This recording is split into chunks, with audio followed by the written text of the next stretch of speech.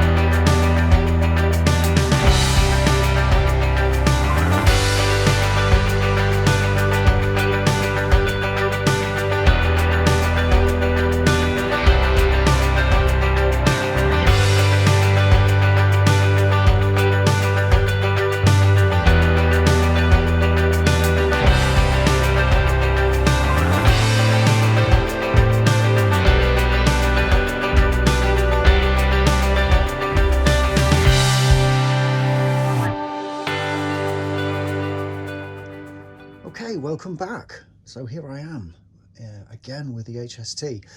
So this is a model that I worked on in 2023. I started at the beginning of 2023 by making this first power car, Sir Kenneth Grange. It's another one inspired by our many visits to the National Railway Museum in York, where this is on proud display as part of the National Collection. So this locomotive, or this power car I should say, was the first production version of the high-speed train, the first one. It was eventually given the number 43002 as a class 43, but if you'll note on the front here, if you can quite see that, sneaking it round, it's got the number 253001, because when these trains were first put together, they were classed as diesel multiple units, so they gave them the same number for both power cars and indeed the whole train. So the one at the other end also has the number 253001 on it. But I started with Sir Kenneth Grange, which is now in the National Collection in this livery, in its original livery as it was first delivered onto traffic.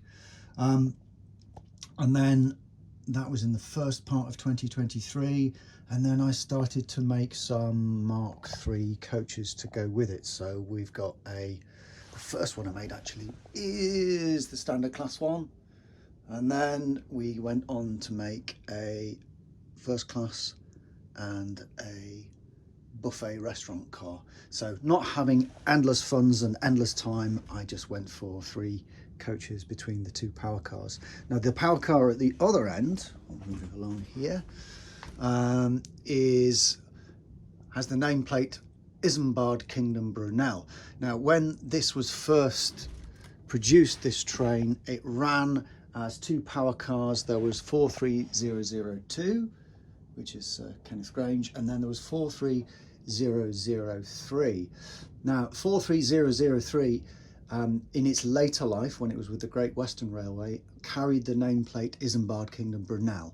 It was never seen with this livery, in the blue and yellow livery with that nameplate on, but I'm using a bit of artistic or poetic license to have it here in that form as well. because I wanted the train to match. I wanted to have the same livery all the way along.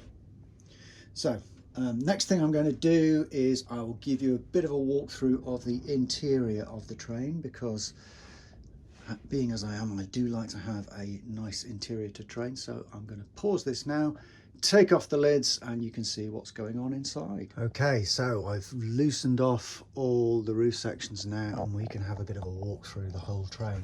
So as I like to do in detailed interiors, what I started with was, in the power car, made sure that we can put a minifigure in the driving compartment. So we've got a woman driver there, why not, with a bit of a control panel and some controls down there.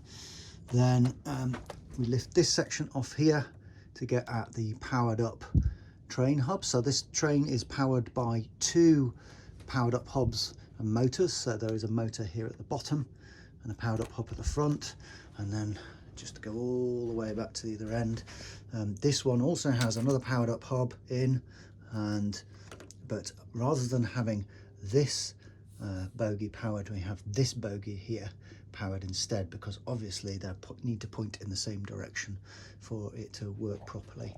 That means that actually this power car internally is somewhat different to the one at the front, as to 43002, because the cabling has only got to get down to this motor this way, whereas in this one it has to work its way from all the way down here and down to the motor at the front there, or the back as it actually is.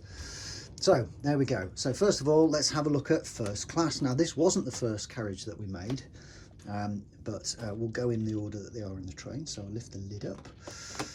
Here we go. So I have to give some recognition to my son Thomas, who came up with the idea for how we were going to do the little headrests there, with those 2 little clipped 1x1 pieces on top of the rail pieces there to give us that. So we've got some seating there, and we managed to squeeze in a teeny tiny toilet and teeny tiny sink in either end. So let's move along here. Then we're going to the restaurant buffet car. So because it's only a 3-coach rake, I've decided to go with a standard class carriage and a standard class seating area. And then we've got our little kitchen down there as well. So we've got an area for washing up in the sink. We've got a little grill area, and we've got some storage for the food, for the milk carton and so on. And then we've got our little buffet service area as well. Somebody selling a croissant and a can of iron bro, the cornerstone of every good breakfast. So moving along, take the next lid off, and this is standard class. So this was the first one that I built to prove the concept. I've actually got this bit in the middle here, which looks a bit strange, but actually it provides some structural strength across between the 2 wall pieces here as well. They're joined down at the bottom here to the lower part of the coach, and that stops this moving around too much and provides some additional strength. So, and then that brings us back to the other end, and we've got the battery box there. Now you've probably noticed that there's quite a few little bits of wire knocking around. That's because I've put lights in the train. So originally I ran it at Children without lights, but now it has lights in the train. So let's just go to the very, very front here and have a look at the front. And you can see that we've got a pair of 2-lamp light clusters. Now, when they were originally released, these trains, and thank you to my colleagues in Lego UK Railway for helping me research this, they had 2 pairs of 3 lights at the front. But as the trains were modernised over the years, these were replaced with twin light clusters. So that's how this has been preserved at the Railway Museum. So that's how I built it. And to be honest with you, I wouldn't be able to fit 3 lights in there even if I tried. And this is at 7 wide, so they wouldn't fit. So we've got a pair of lights at the front, and then we've got strip lights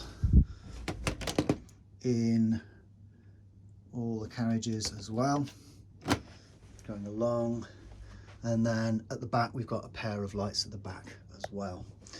You might have noticed when, if you watch the running videos, that we have 3 lights lit at the front, which is how they seem to be running when these sets are running on the main line now. So you will have the 2 outer ones lit, and then 1 of the ones at the front lit according to which direction, which platform or which side of the track that the locomotive or the train is passing. So we've got that, and then the other thing I needed to do was to make sure that we could get power, because the power for the lights comes from, these are all Light My Bricks components, so it comes from a powered up adapter here, and then we've got the lights going through here. But how do I then get the lights going down the rest of the train? So the way that I've done it is using these little components that they make for connecting with modular houses. So what you do is you have a pair of contacts there that when the roof goes on meets another pair of contacts here, and that goes all the way. So then we've got some more that join here, and we've got some more that join here, and all the way down to the end of the rake, the end of the train. And then we've got a cable going through here with a couple of red tail lights at the back. So there it is. I should say that this model was greatly inspired by models made by other members of Lego UK Railway, not least the models made by Shane and by Joe, but also going back to the InterCity 125 that Michael Gale made almost 10 years ago now, or over 10 years ago now. So it was great to see that, but I wanted to make this and try and do something a bit different with the front, try and produce the front differently, so that I could get, 1, be able to put a minifigure inside, and 2, be able to have those light clusters such that they were behind that bit of glass and were horizontally mounted, so that when the light shines out it doesn't point upwards, it goes out directly to the front. So there you go, a bit of a walkthrough of this train. Hope you've enjoyed my rambling commentary of what it consists of. Bye bye.